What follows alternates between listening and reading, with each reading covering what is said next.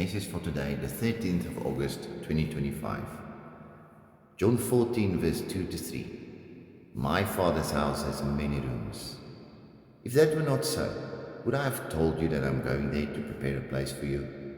And if I go and prepare a place for you, I will come back and take you to be with me, that you also may be where I am. Let's look at the context of this. John 14 is part of Jesus' farewell discourse to his disciples, delivered during the Last Supper, shortly before his crucifixion.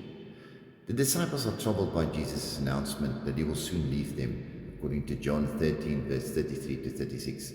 In response, Jesus offers words of comfort, reassurance, and hope, emphasizing his ongoing relationship with them and the promise of eternal life. John 14, verse 2 to 3 specifically addresses the disciples' concerns about his departure, providing him a vision of their future with him in heaven. This passage comes in the context of Jesus preparing his disciples for his death, resurrection, and ascension. He reassures them that his departure is not abandonment, but part of God's plan to secure their eternal future. Let's look at a verse-by-verse explanation.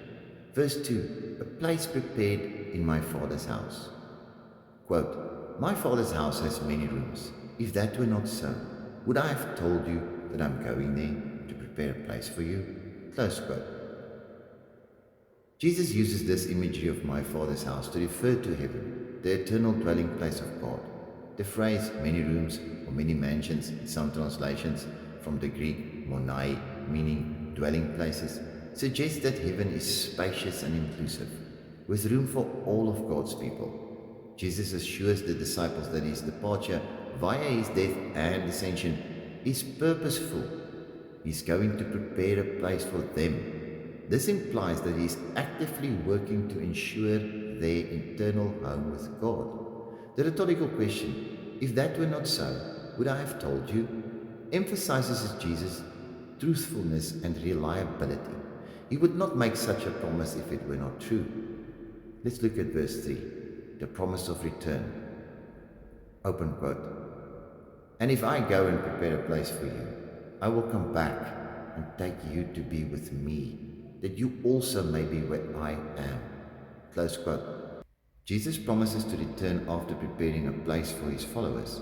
This coming back likely refers to his second coming, when he will return to gather his people and bring them into eternal communion with him. You can read Thessalonians 4 verses 16 to 17. The phrase, take you to be with me, highlights the personal and relational aspects of this promise. Jesus desires his followers to be in his presence forever. The goal is intimate fellowship with him in heaven, where they will share his glory and dwell with God.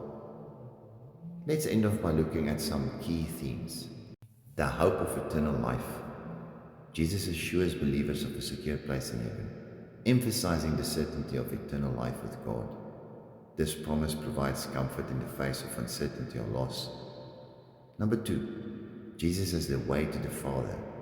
In the broader context of John 14, especially verse 6, where Jesus says, open quote, I am the way, the truth, and the life. Close quote. This passage underscores that Jesus Christ, if you want to be specific, is the one who secures access to the Father's house through his death, resurrection, and ascension. Number 3, personal relationship with Christ. The promise to, open quote, take you to be with me, close quote, reflects Jesus' desire for an eternal personal relationship with his followers. Heaven is not just a place, but a state of being with Christ. Lastly, number 4, the second coming. The promise of Jesus' return gives believers hope that history is moving toward a purposeful culmination where Christ will return to bring his people home. For some further connections, you can look at 2 Corinthians 5, verse 1 to 10. It's worth noting the connection between these passages. Both speak of hope, of eternal life, and a future dwelling with God. In 2 Corinthians 5, Paul describes the heavenly dwelling that replaces the temporary tent of the earthly body, emphasizing the resurrection and eternal life. Similarly, John 14, verse 2 to 3, focuses on the rooms in the Father's house, prepared by Jesus for his believers. Both passages offer reassurance that death is not the end and that God has prepared an eternal home for his people. I want you to listen to that again. That death is not the end and that God has prepared an eternal home for his people. Think about what you've just heard. While Paul emphasizes the transformation of the body, Jesus in John focuses on his personal role in preparing and securing that eternal place.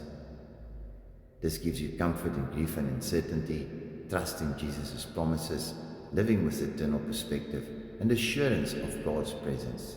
The promise of being, open quote, where I am, close quote, assures believers that they will experience intimate fellowship with Jesus in eternity, which can sustain them through earthly challenges.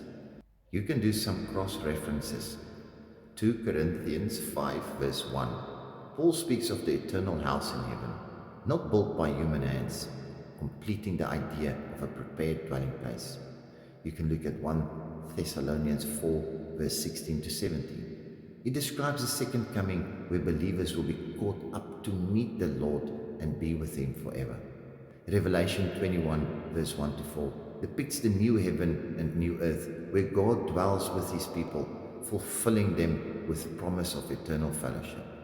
Then also Philippians 1 verse 23. Paul expresses his desire to depart and be with Christ, echoing the longing to be with Jesus in eternity. May you have a wonderful, blessed day and never let go of God's hand. Keep your faith strong, and I love you all.